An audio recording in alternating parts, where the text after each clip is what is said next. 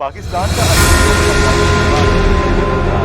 ये ऐसा सवाल है जिस पर बहुत कुछ लिखा जा चुका है।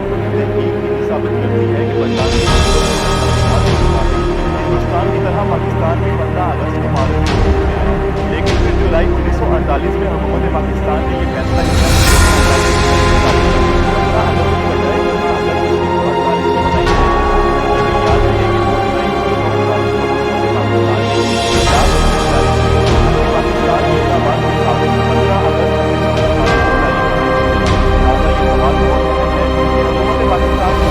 आजादी 15 अगस्त की बजाय 14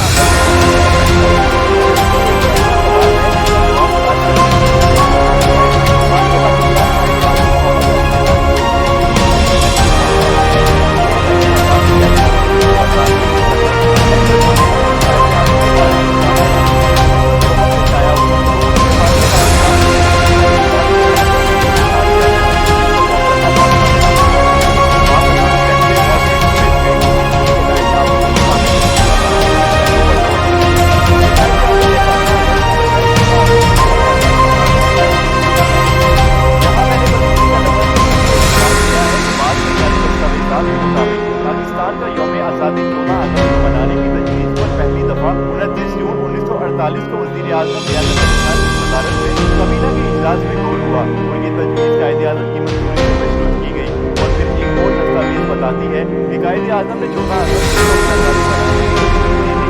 कायदे-आज़म की जिंदगी का बगौर जायजा ले कहा जाता है कि ज़ाहिर वो एक सादा से गरीब शेख मुसलमान थे, लेकिन अंदर से वो बरतानिया के साम्राज्य के साथ मुखालिफ थे। तहरीक पाकिस्तान का इंतकाल को सीनियर साहब और उनके कायदे-आज़म को बहुत करीब से देखा। वो 23 मार्च लाहौर में आल इंडिया मुस्लिम लीग के इजलास में भी मौजूद थे।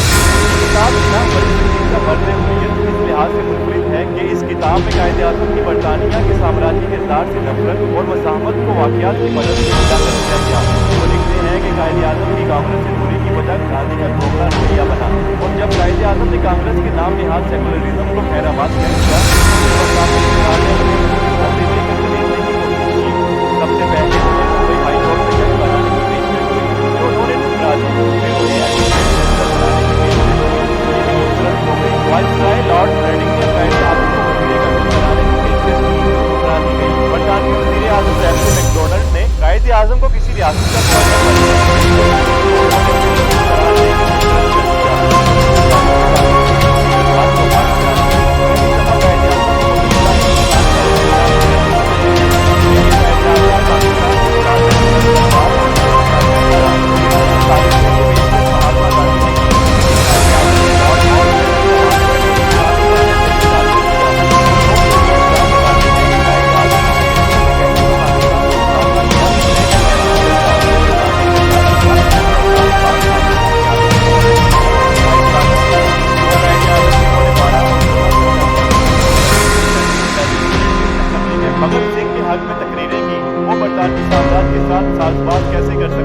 बरतानवी साम्राज्य और कांग्रेस के खुफिया गठजोड़ का बड़ा सबूत ये है कि कांग्रेस ने सबसे पहले लॉर्ड माउंटबेटन को 15 अगस्त 1947 के दिन हिंदुस्तान का गवर्नर जनरल कबूल कर लिया, और फिर 15 अगस्त को कबूल कर लिया।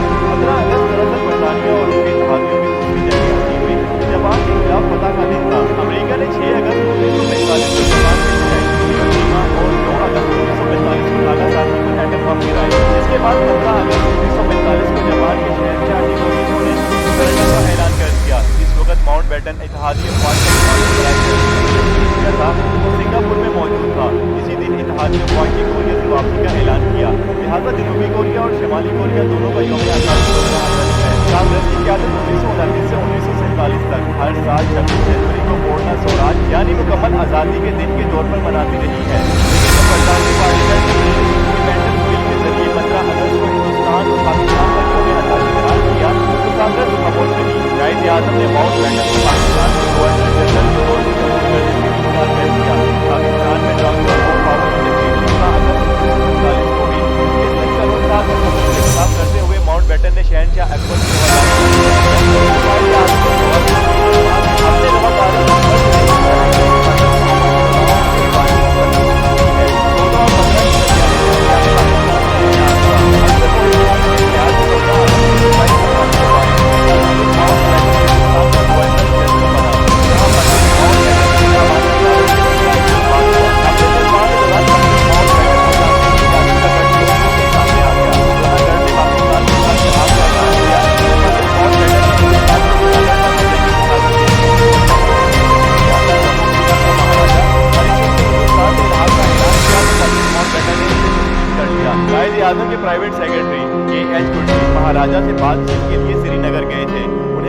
गिरफ्तार कर लिया गया और बाद अज़ां गिलगित बल्तिस्तान के गवर्नर ब्रिगेडियर गलसारा सिंह के तबादले में रहा हुए। कायदे आज़म जानते थे कि 1931 से 1945 तक 14 अगस्त को कश्मीर डे के तौर पर मनाया जाता था। पहला कश्मीर डे 16 अगस्त 1931 को अल्लामा इकबाल ने लाहौर में मनाया।